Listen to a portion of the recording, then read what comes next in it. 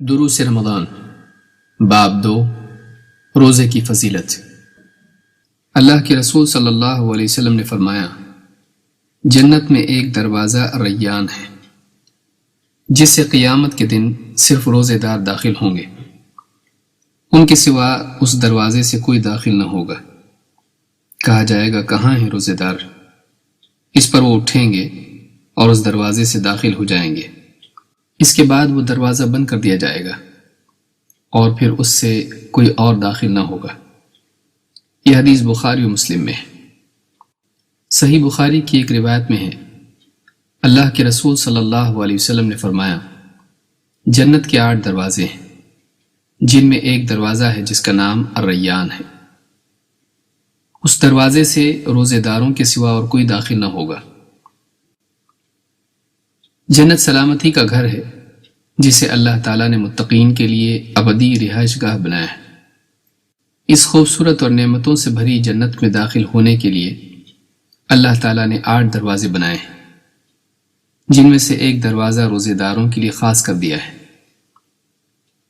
یہ روزے داروں کے لیے قیامت کے دن اللہ تعالیٰ کی طرف سے خصوصی اکرام ہوگا، جس سے دوسروں کے مقابلے میں ان کا مقام نمایاں ہوگا۔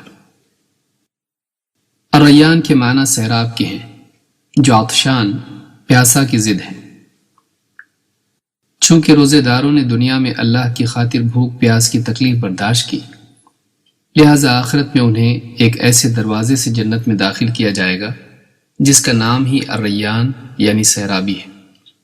یہ روزے داروں کے لیے اللہ کی طرف سے ایک خاموش اعلان ہوگا کہ اب نعمتوں سے محرومی نہیں، اب چاہتوں کی قربانی نہیں، اب بھوک پیاس نہیں، بلکہ اب ہمیشہ کے لیے سیرابی ہے۔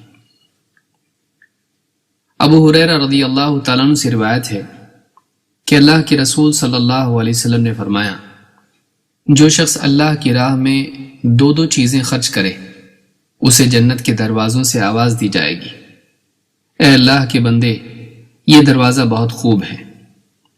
تو جو شخص نماز والوں میں سے ہوگا اسے باب الصلاح سے پکارا جائے گا، اور جو اہل جہاد میں سے ہوگا اسے باب الجہاد سے پکارا جائے گا، اور جو اہل صدقہ میں سے ہوگا اسے باب الصدقہ سے پکارا جائے گا۔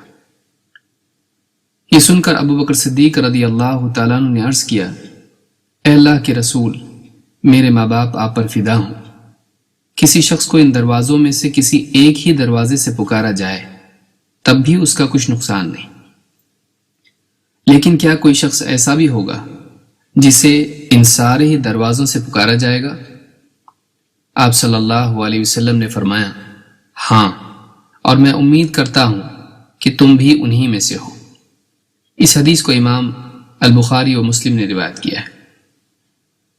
جنت میں لے جانے والے اعمال بہت ہیں، پھر ان اعمال کے سلسلے میں لوگوں کی مزاج اور ان کی طبیعتیں بھی ایک دوسرے سے مختلف ہیں۔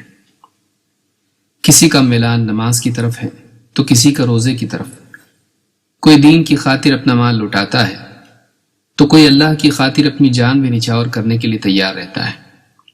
فرائض کی ادائیگی کے بعد آدمی اپنے مزاج اور رغبت کی بنا پر کسی نہ کسی عمل کی طرف زیادہ مائل ہوتا ہے اور اسی عمل کا زیادہ اہتمام کرتا ہے۔ اس حدیث سے معلوم ہوتا ہے کہ جس شخص کی زندگی میں فرائض کے اہتمام کے بعد جس عمل کی کثرت ہوگی اسے اس دروازے سے پکارا جائے گا، کوئی باب الصلاح سے، کوئی باب الریان سے، کوئی باب الصدقہ سے، تو کوئی باب الجہاد سے۔ بعض بندے ایسے بھی ہوں گے جنہوں نے کسی ایک نیکی پر تکیہ کرنے کی بجائے ہر نوع کے عمل سے اپنے اوقات کو بھر دیا ہوگا۔ ایسے لوگ بہت کم ہوں گے، لیکن یہی وہ خوش نصیب ہوں گے جنہیں جنت کے تمام دروازوں سے پکارا جائے گا۔ وہ جس دروازے سے چاہیں گے جنت میں داخل ہو جائیں گے۔